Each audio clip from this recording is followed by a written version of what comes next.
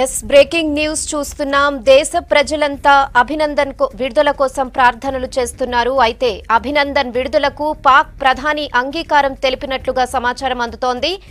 ఇదే విషయాన్ని పాక్ పార్లమెంట్లో ఆ దేశ ప్రధాని ఇమ్రాన్ ఖాన్ ప్రకటించారు. ఇక చర్చల కోసం మొదటి స్టెప్ గానే అభినందన్ విడుదల కోసం ప్రకటించడం జరిగింది.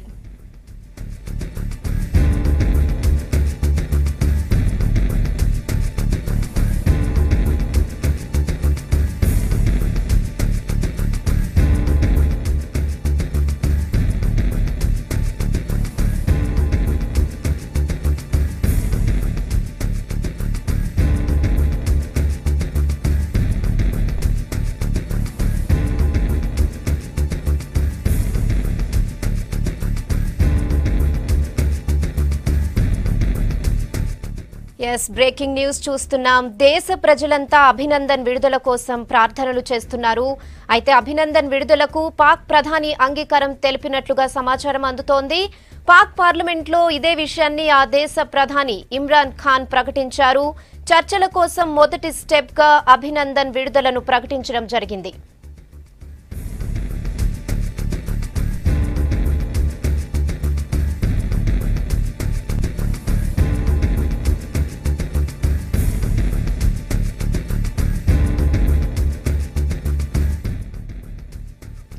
ఎస్ ఇక అభినందన్ విడుదలపై మరింత సమాచారం భరత్ అడిగి డీటెయిల్స్ తెలుసుకుందాం. భరత్ చెప్పండి, అభినందన్ విడుదలకు పాక్ ప్రధాని అంగీకారం తెలిపినట్లుగా సమాచారం ఉంది. మరి పాక్ నిర్ణయంతో ఉద్రిక్తతలు తగ్గుతాయనుకోవచ్చా? అప్డేట్స్ ఏంటి?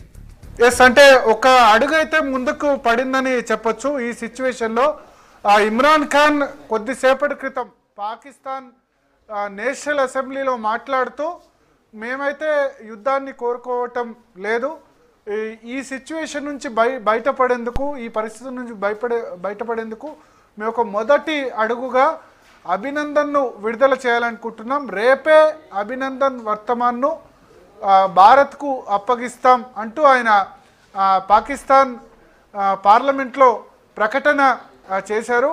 అయితే నిన్నటి నుంచి కూడా పాకిస్తాన్ కొంత చర్చల కోసం, లేకపోతే ఇప్పుడు ఈ సిచ్యువేషన్ ఇంకా ఎస్కలేట్ కాకుండా మరింత ఉద్రిక్తతలు కాకుండా ఉండేందుకోసం ప్రయత్నం చేసింది. నిన్న ఇమ్రాన్ ఖాన్ సంబంధించిన స్టేట్మెంట్ కూడా చూసాం. ఇవాళ గుడ్ విల్ గెచ్చర్లో భాగంగా శాంతి స్థాపనకు మేము ఒక అడుగు ముందుంటామన్న ఉద్దేశంలో భాగంగానే మేము అభినందన్ను రిలీజ్ చేసేందుకు ముందుకు వచ్చామని ఇమ్రాన్ ఖాన్ ప్రకటించారు. రేపే భారత అధికారులకు బహుశా ఇస్లామాబాద్లోని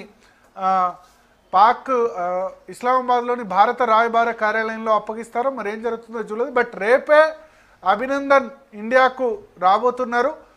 మొత్తానికి భారత్ డిప్లొమాటిక్గా, దౌత్యపరంగా ఈ విషయంలో ఏవైతే ప్రయత్నాలు చేస్తుందో ఆ ప్రయత్నాలు ఫలించాయని చెప్పొచ్చు. ఇంటర్నేషనల్ ముఖ్యంగా అంతర్జాతీయంగా తీసుకొచ్చిన ఒత్తిడి అనుకోండి, రకరకాలుగా. ఇవాళ ఉదయం కూడా మనం ట్రంప్ స్టేట్మెంట్ చూసాం. ఒక మంచి ఇండికేషన్ కనిపిస్తోంది భారత్ పాక్ మధ్య. గుడ్ న్యూస్ త్వరలోనే వింటారని ట్రంప్ కూడా అన్నారు. నిన్న ఎప్పుడైతే అభినందన్ను తమ కస్టడీలో ఉన్నాడని చెప్పారో అప్పటి నుంచే భారత్ పాకిస్తాన్ మీద వివిధ దేశాల ద్వారా ఒత్తిడి తీసుకురావడం జరిగింది. జెనీవా ఒప్పందం ప్రకారం, దాని రూల్స్ ప్రకారం అభినందన్ను వెంటనే అప్పగించాల్సి ఉంది.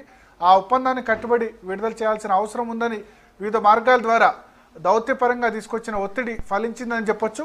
ఆ తర్వాత పాకిస్తాన్ ప్రధాని ఇమ్రాన్ ఖాన్ నరేంద్ర మోడీతో ఫోన్లో మాట్లాడేందుకు కూడా సిద్ధమని ప్రకటించారు, ఇప్పుడున్న పరిస్థితుల్లో ఉద్రిక్తతలు చల్లారేందుకు. అయితే భారత్ తరపున అయితే ఒక కండిషన్, కేవలం అభినందన్ను రిలీజ్ చేయడం అన్నది అది నిబంధనల ప్రకారం జరగాల్సిందే.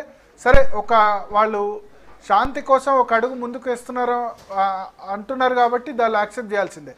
కానీ భారత విదేశాంగ శాఖ చెప్తుంది ఏంటంటే ఇది ఒక్కటే సరిపోదు, జైష్-ఇ మహమ్మద్ ఉగ్రవాద సంస్థ మీద చర్యలు తీసుకోవాలి పాకిస్తాన్. అప్పుడే పూర్తి స్థాయిలో పాకిస్తాన్ను మనం నమ్మేందుకు అవకాశం ఉంటుంది.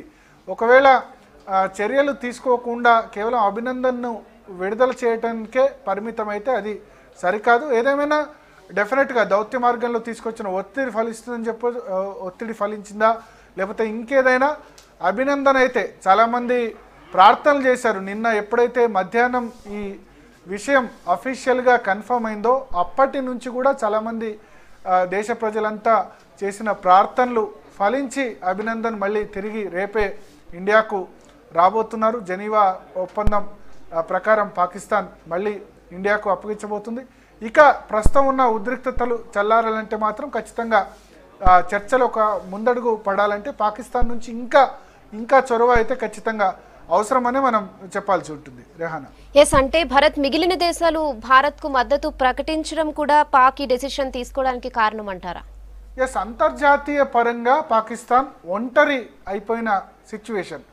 తన చిరకాల మిత్రుడైన చైనా కూడా ఆదుకోలేని పరిస్థితి. నిన్ననే మనం చూసాం, సుష్మా స్వరాజ్ చైనాకు వెళ్ళారు. చైనా, రష్యా, భారత్ విదేశాంగ శాఖ మంత్రుల సమావేశం కూడా జరిగింది. చైనా కూడా ఉగ్రవాదానికి మేము వ్యతిరేకం, సహకారం అందించడం సరికాదు, రెండు దేశాలు సంయమనం కోల్పోకుండా వ్యవహరించాలంది. తర్వాత చైనా కూడా ఎక్కడ కూడా ఇండియన్ ఎయిర్ స్ట్రైక్స్ను ఖండించలేదు, పాకిస్తాన్కి అనుకూలంగా ప్రకటన చేయలేదు. ఎందుకంటే చైనా మీద మిగతా దేశాలు ఒత్తిడి తీసుకొస్తున్నాయి. మిగతా P5 దేశాల్లో మిగతా అమెరికా, రష్యా, బ్రిటన్, ఫ్రాన్స్ అందరూ కూడా మీరు చేయబట్టే పాకిస్తాన్ ఇలా రెచ్చిపోతుంది, మీ సపోర్ట్ వల్లే ఈ పరిస్థితి ఇక్కడి వరకు వచ్చింది, దీన్ని ఆపాలంటే మీరు పాకిస్తాన్కి సపోర్ట్ ఇవ్వకూడదు అన్న ఒత్తిడి అనుకోండి.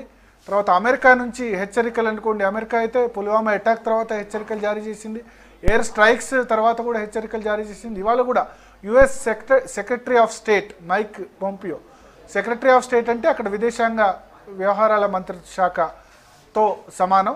సో విదేశాంగ మంత్రి కూడా ఆయన స్పష్టంగా చెప్పారు పాకిస్తాన్కు. తర్వాత ట్రంప్ కూడా ఇవాళ ఒక మంచి వార్త వినే అవకాశం ఉందని కూడా చెప్పారు. సో మనకు తెలియకుండా బ్యాక్ ఛానల్స్లో పాకిస్తాన్ మీద ఎంత ఒత్తిడి తీసుకురావాలో అంత ఒత్తిడి మన విదేశాంగ శాఖ, మన దౌత్యవేత్తలంతా కూడా తీసుకొస్తున్నారు. ఇప్పుడే కొద్దిసేపు